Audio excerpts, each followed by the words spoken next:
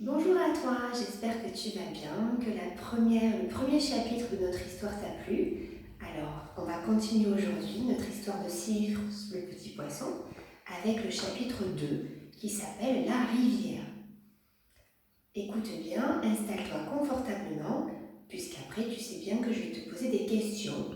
En te proposant des réponses, il faudra que tu trouves la bonne. Allez, écoute bien. Sirius le petit poisson, chapitre 2, La rivière. Sirius part donc à l'aventure en suivant le courant du petit ruisseau.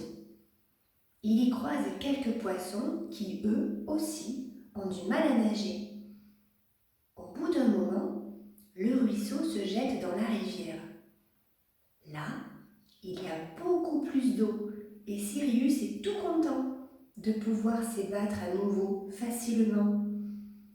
Il découvre alors d'autres animaux qu'il n'a jamais vus auparavant. Des larves de libellules, des vers, des friganes qui font leur maison avec des petits bouts de bois.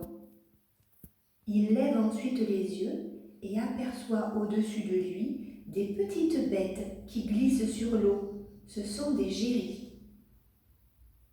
Des petits poissons jouent à cache-cache derrière les plantes aquatiques. Cet endroit-là a l'air très agréable. Au moment où Sirius demande aux autres poissons s'il peut jouer avec eux, il entend soudain un énorme plouf. Plouf. C'est le bec du héron qui vient de passer à quelques centimètres de Sirius. Plouf. Oh, un autre coup de bec. Plouf. Encore un autre. Visiblement, l'oiseau veut manger du poisson. Finalement, l'endroit n'est pas aussi charmant qu'il le pensait. Sirius quitte donc ce lieu pour un coin plus calme et moins dangereux. Voilà, le chapitre 2 est terminé. Je t'invite à le réécouter peut-être une deuxième ou une troisième fois parce qu'il y a des mots un petit peu compliqués dedans.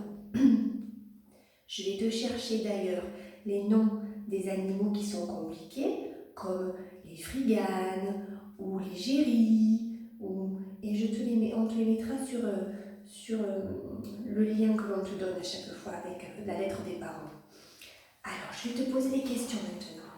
Écoute bien, je vais te montrer la jolie image, ça te donnera une petite idée.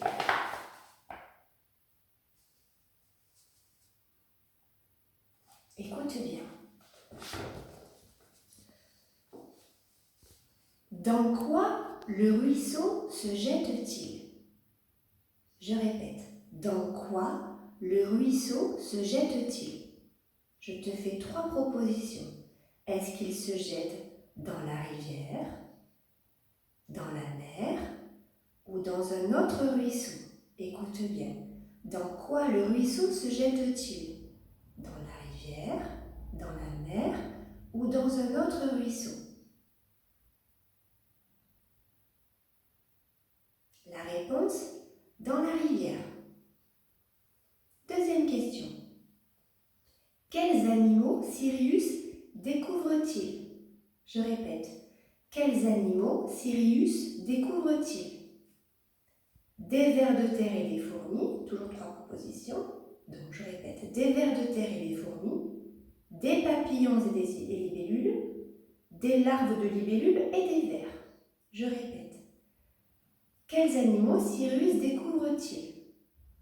Des vers de terre et des fourmis, ou des papillons et des libellules, ou des larves de libellules et des vers. La réponse, des larves de libellules et des vers. Troisième question. Avec quoi les friganes font-elles leur maison? Je répète, je te rappelle qu'on va te mettre les images des friganes. Avec quoi les friganes font-elles leur maison? 3 propositions toujours. Avec des pierres, avec des petits bouts de bois ou avec des plantes aquatiques. Je répète, avec quoi les friganes font-elles leur maison? Avec des pierres, avec des petits bouts de bois ou avec des plantes aquatiques? La réponse, avec des petits bouts de bois. Quatrième question. Comment s'appellent les petits animaux qui glissent sur l'eau? Est-ce que ce sont des gérilles, des friganes, des hérons? Je répète, comment s'appellent les petits animaux qui glissent sur l'eau? Des gérilles, des friganes ou des hérons? La réponse, des gérilles. Cinquième question. Avec qui Sirius veut-il jouer? Je répète, avec qui Sirius veut-il jouer? Est-ce qu'il veut jouer avec des enfants, avec les plantes aquatiques ou avec les autres poissons? Je répète, avec qui Sirius veut-il jouer? Avec des enfants, avec les plantes aquatiques ou avec les autres poissons? La réponse, avec les autres poissons. Dernière question pour aujourd'hui. Qui veut manger Sirius? Je répète, qui veut manger Sirius?